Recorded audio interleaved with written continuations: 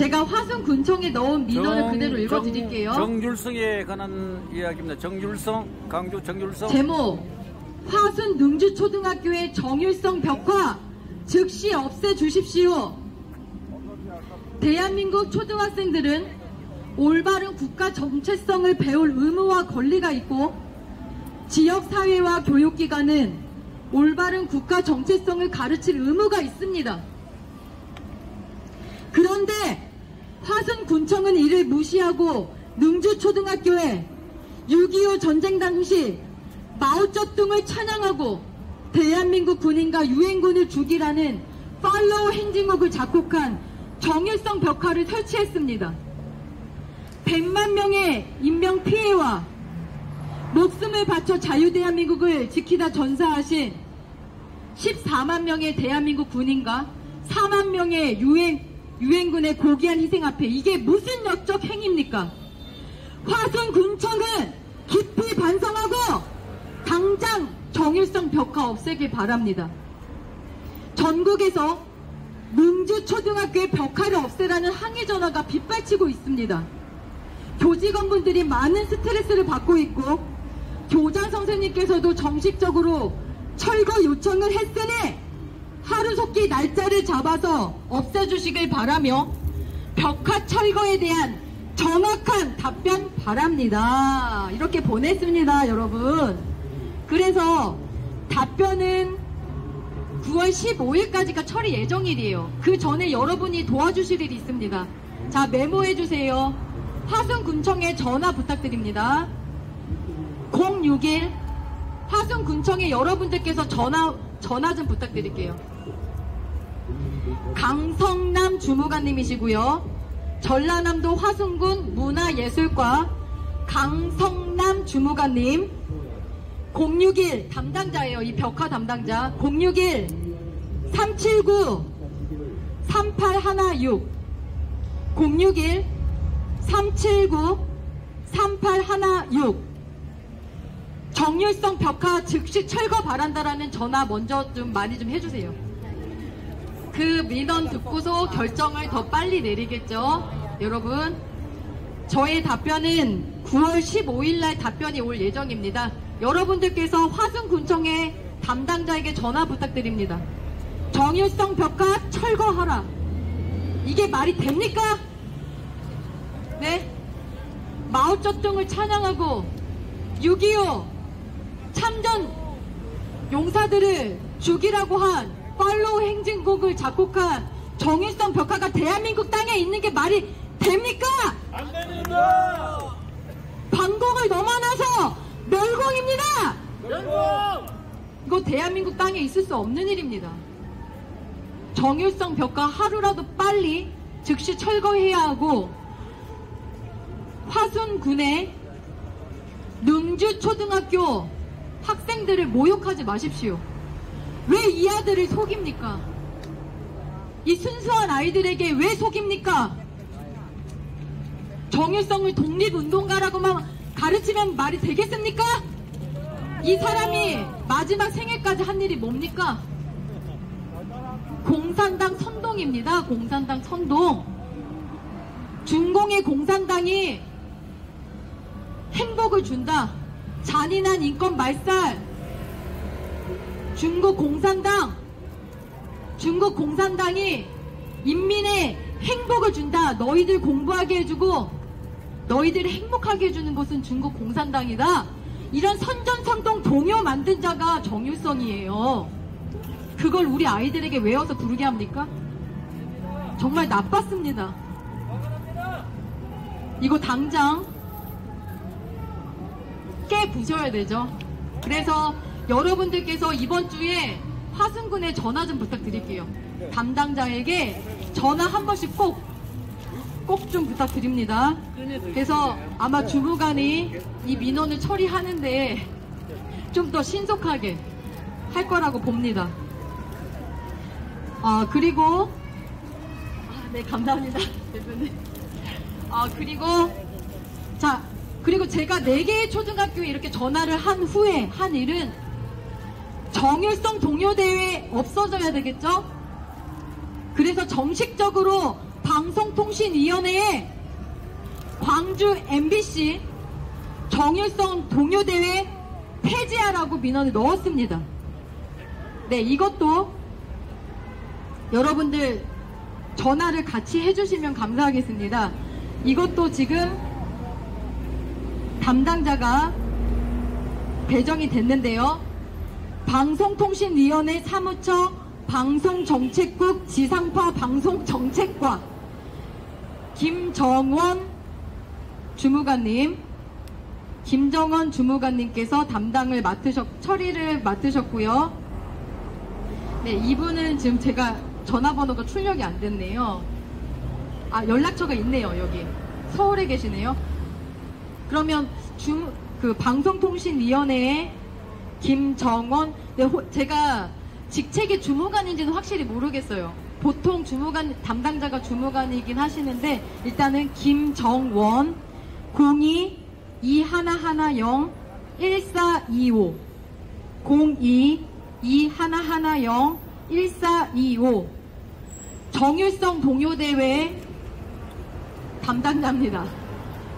광주 MBC 정일성 동요대회를 없애라고 항의할 수 있는 담당자.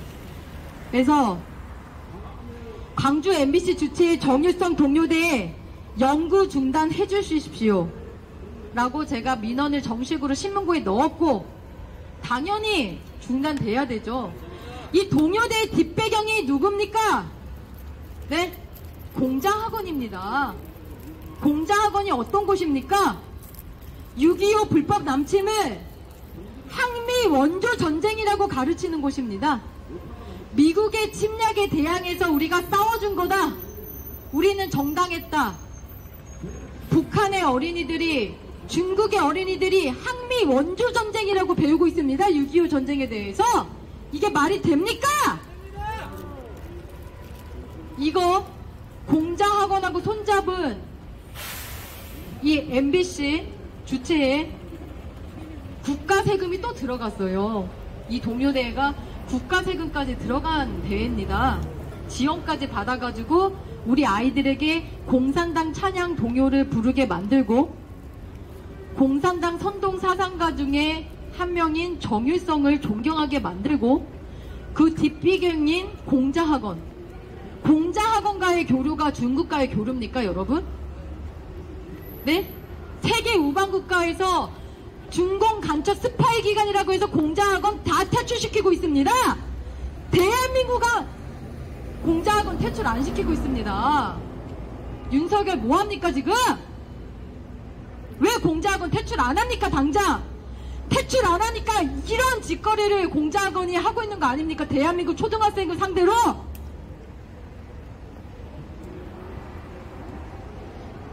(6.25) 전쟁을 항미 원조 전쟁이라고 가르치는 그런 공자학원을 뒷배경으로 하고 있는 정일성 동요대회, 당장 없어져야 되는 것이 맞죠?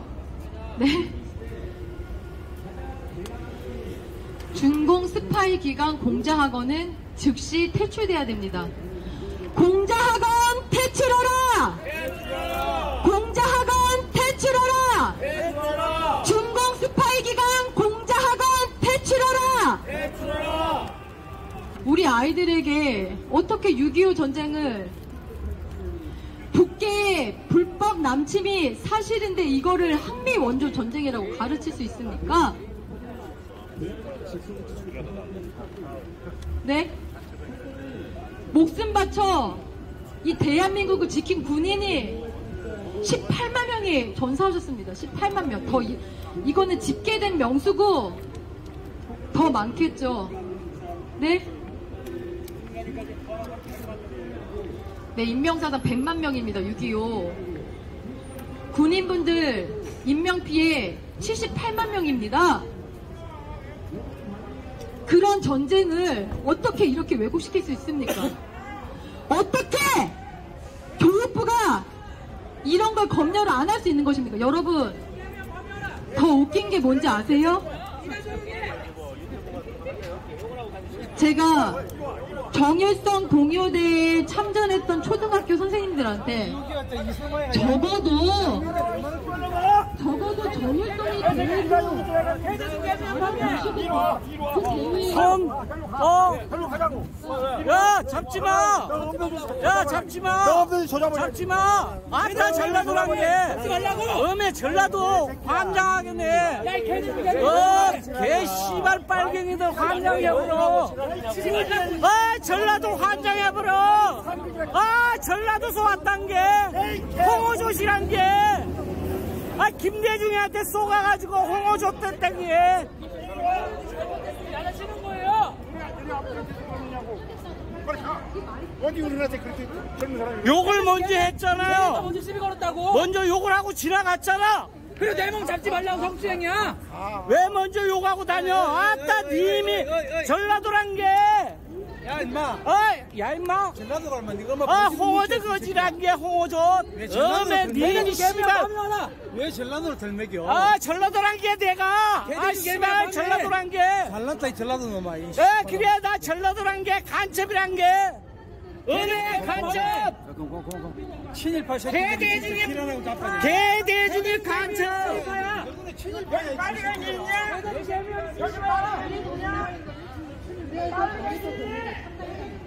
그래서 본인들은 와, 이거 뭐 대한민국 한복판에서 이거 뭐 남북한 김정은하고 싸움이 아니고 이거 대한민국 한복판에서 싸움이 벌어지고 교육자가 있습니다. 뭡니까? 아이들이 사리 분별을 잘할 수 있도록 가르치는 게 교육자 아닙니까? 우리 국민들이 그 사상전에서 깨어나야 됩니다. 사상전에서 무장을 해야 됩니다. 교과는 은은합니까?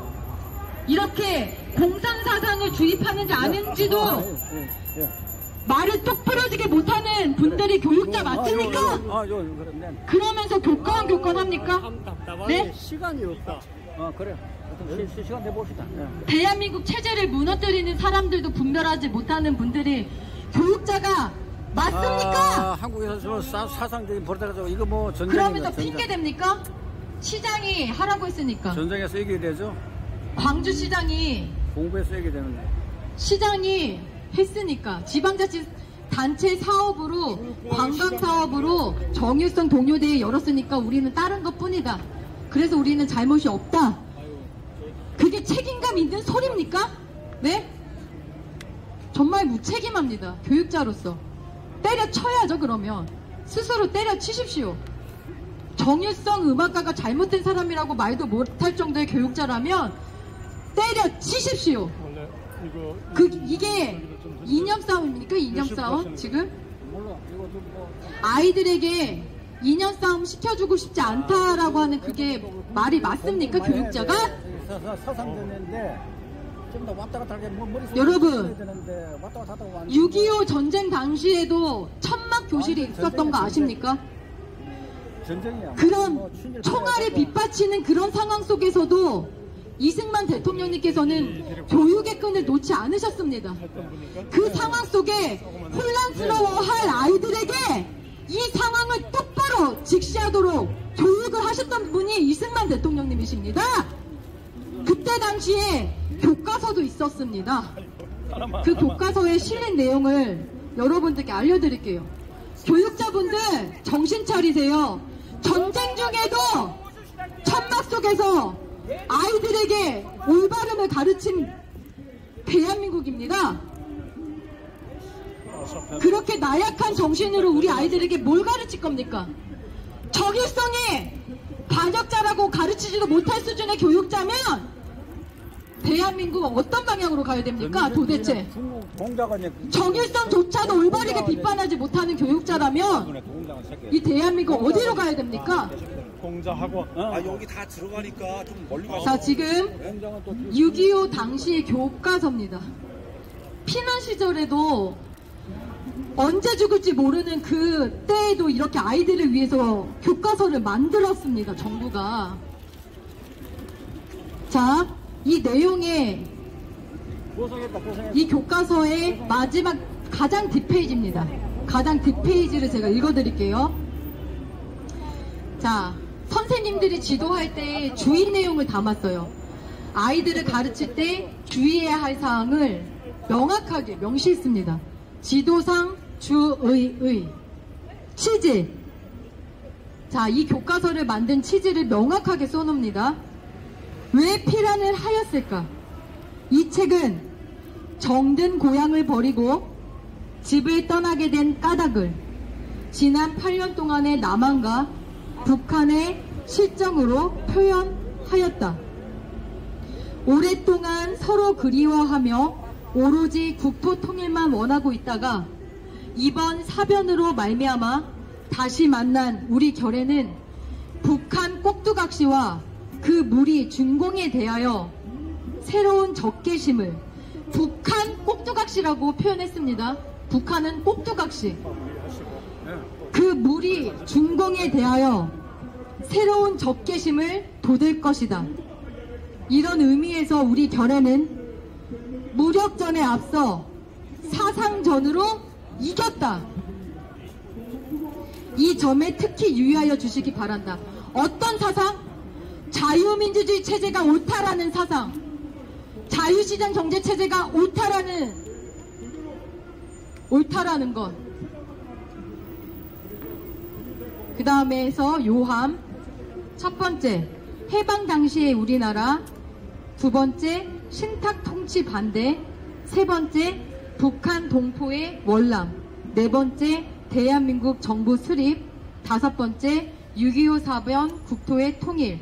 여섯 번째, 준공군의 침략, 새로운 싸움. 이렇게 해서 항목별로 아이들에게 조목조목 가르쳐 줬다는 거고, 이제 주의사항입니다. 선생님들에게 아이들에게 가르칠 때 주의사항 잘 들어보세요. 첫 번째, 어린이들과 그 집안의 경험을 발표시켜서 정리할 것. 두 번째, 북한과 남한의 실지 경험담을 들려줄 것. 세 번째, 피란민에 대한 동포애를 생활행동으로 지도할 것. 네 번째, 피란민으로서의 생활지도에 힘쓸 것. 다섯 번째가 핵심입니다. 다섯 번째, 싸움은 무력보다 먼저 사상, 생각, 올바른 생각, 사상으로 이겨야 한다는 것을 깨닫게 할 것. 해서 문교부, 지은이 문교부, 그리고 이제 이거는 약간 저도 이거 보고서 참 저기 순수하다. 이 책을 만드신 분이 순수하다라는 게 느낀 게, 값이라고 써놓고 이 교과서가 얼마냐, 피란 학생에게 거저줌 이렇게 써 있어요. 값 해놓고서 피란 학생에게 거저줌이라고 써 있습니다. 네. 자, 이렇게 전쟁 당시에도 이랬는데 지금의 이렇게 경제당국, 경제강국, 경제 10위권에 든다는 이 대한민국에서 정말 이 생각은 왜 이렇게 수준이 낮습니까? 네? 이때보다도 낮아진 것 같아요. 생각의 수준이. 정율성 벽화가 웬 말입니까? 초등학교에. 이때보다도 못하다. 전쟁 중에 오히려 아이들의 자유민주주의 체제, 자유시장 경제체제가 옳음을, 공산당은 옳지 않다는 것을 분명하게 선생님들이 가르쳤다는 것입니다. 이것을 제대로 알아야 할 것입니다. 그래서 이러한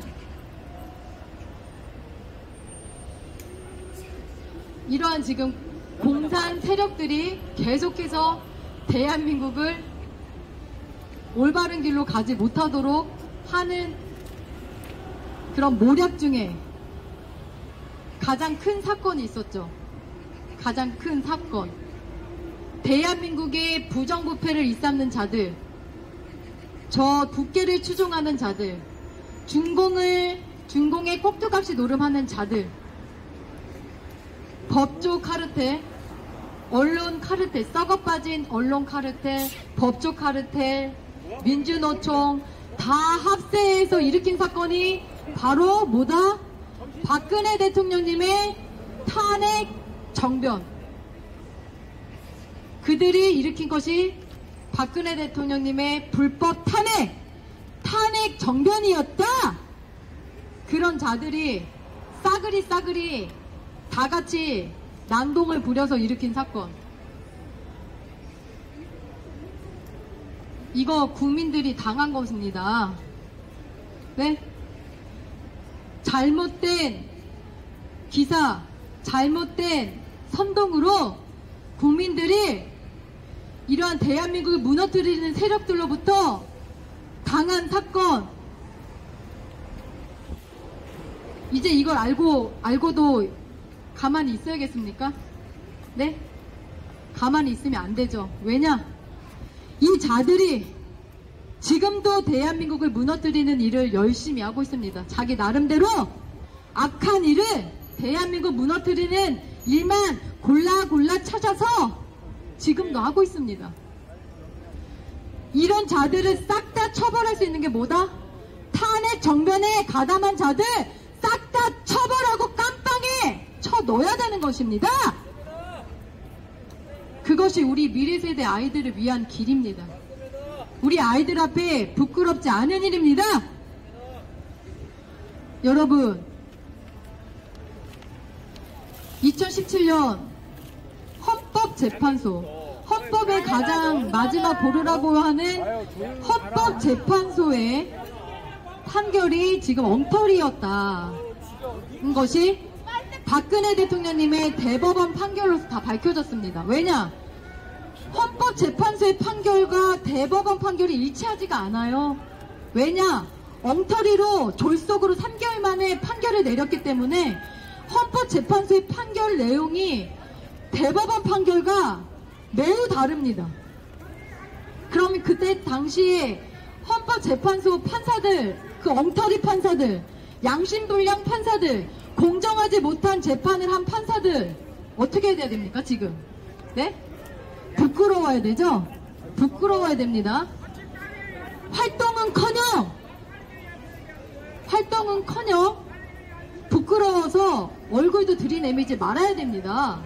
그 자들. 그런데 그 자들이 지금 한 자리 한 자리 해먹고 있다. 지금 주기환 요직에서 본인들이 떳떳하게 한 자리 한 자리를 하고 있습니다. 이게 말이 됩니까? 2017년 박근혜 대통령님이 탄핵을 당하시고 주심판사 강일원을 어떻게 언론이 띄워줬는지 한번 들어보세요. 그때 당시에 강일원이 박근혜 대통령님의 탄핵에 아주 그냥 영웅으로 언론이 치켜세운 거 한번 들어보시죠. 지금은 이게 얼마나 부끄러운 뉴스인지 강일원은 정말 낯짝도 들이내밀어서는 안 되는 것입니다. 한번 들어보십시오. 탄핵 심판 과정에서 주심을 맡았던 강일원 재판관의 송곳 질문이 화제입니다. 고비마다 조목조목 논리적 오류를 짚어내며 재판을 이끌었는데 이런 날카로운 질문들이 탄핵 결정문의 뼈대를 잃었습니다. 보도에 임찬주 기자입니다.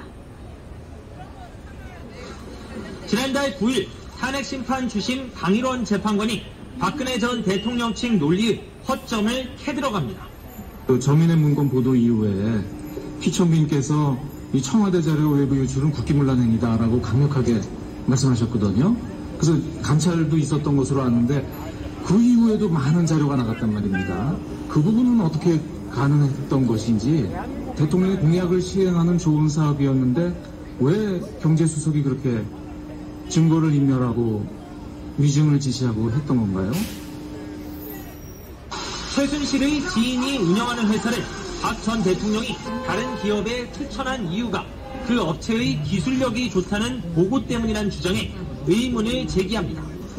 정호성 비서관이 그런 일도 하나요? 기술력 뛰어난 업체를 알아가지고 대통령께 보고하는 그런 문점도 확인했었어요. 근데 그런 게 왜 아직까지 확인이 안 되죠? 미르재단 설립과 최순실이 아무 관계가 없다는 박 전 대통령 측 주장의 허점도 강 재판관의 지적을 피해가지 못합니다. 이 최소원이 만든 자료를 피청구인께서 어떻게 받으신 건가요? 현재 잘 기억을 못하고 계십니까? 답변이 궁색해지자 박 전 대통령 측이 격한 표현으로 반발했지만 강 재판관은 논리적인 질문으로 박 전 대통령 측 대리인의 승복을 받아냅니다. 오해에 따라서는 청구인의 수석 대리인이 되는 거예요. 그렇게 하면 법관이 아니에요. 이거는 양측 증인 강일원은 수석 대리인이다. 검찰의 수석 대리인이다. 박근혜 대통령의 변호사가 한 말이요, 옳은 말이 되었습니다. 그때 당시에는 이 말 자체를 비난당하셨는데, 강일원 판사는 검찰, 어떤 검찰입니까 여러분? 뇌물왕 박영수 특대형 부패 검사, 특대형 부패 뇌물왕 박영수 검찰의 수석 대리인이 누구다? 강일원이었다. 강일원이었다. 판사가 공정한 판결을 내린 게 아니라 정률성에 검찰 쪽의 대해서 대변인, 정률성은 6.25 전쟁 시 국계군과 중공인민군이 대한민국을 침략에 열렬히 앞장서는 행진국을 만들어 주었으며, 또는 나와 있는 증거와 모순이 되면 재판부에서 확인해야 되는 것 아닙니까? 그리고 부족해도 재판부는 아무것도 물으면 안 되는 건가요? 저도 재판관 재임 중에는 그렇게 했던 것입니다. 예. 결국 강 재판관이 던졌던 질문들은 박 전 대통령 파면을 결정하는 핵심 논리가 됐습니다. 강일원의 논리가 박근혜 대통령님을 탄핵시키는데 핵심 논리가 됐다, 이렇게 치켜세워지고 있습니다. 자, 이렇게 치켜셈을 받은 만큼 강일원은 뭐다? 논리가 없는 사람이다. 왜냐? 대법원은 헌법재판소가 주장했던 강요 미수죄 무죄로 판단했습니다. 여러분, 그 헌법, 이 강일원이 주장했던 논리, 강요 미수죄 무죄입니다. 무죄로 판결 났습니다. 박근혜 대통령님. 네, 이거 외에도 무죄로 뇌물 영원, 여러분이 잘 아시다시피 뇌물 영원. 자, 그러면 이런 졸속 판결, 맞지도 않은 논리로 대통령을 탄핵까지 이르게 한 이 강일원 판사, 지금 현재 검찰수사심의위원회의 위원장입니다. 네, 법무부에서도 되게 중요한 일들을 자꾸 이 사람에게 맡기고 있고, 얼마 전에 대법원장 후보에까지 올라갔어요. 네, 아직도 썩어 빠진 거죠. 한동훈, 윤석열, 이 썩어 빠진 자들이 지금도 강일원을 이렇게 중요 요직에 쓰고 있는 것입니다. 그래서 믿을 수가 없는 것입니다. 네? 박근혜 대통령님의 명예를 회복한다는 말은 하면서 박근혜 대통령님의 탄핵에 있어서 이렇게 이 강일원의 말도 안 되는 논리로 탄핵을 시켜놓은 해줬는데, 누구라도 지금 주심판사 강일원에 대해서 이렇게 치켜세움을 받았던 이 자를 법무부에서 중요한 일이 있을 때마다 이 사람을 사용하고, 대법원장의 후보로까지 말이 오르락내리락 하고, 이게 말이 됩니까? 네?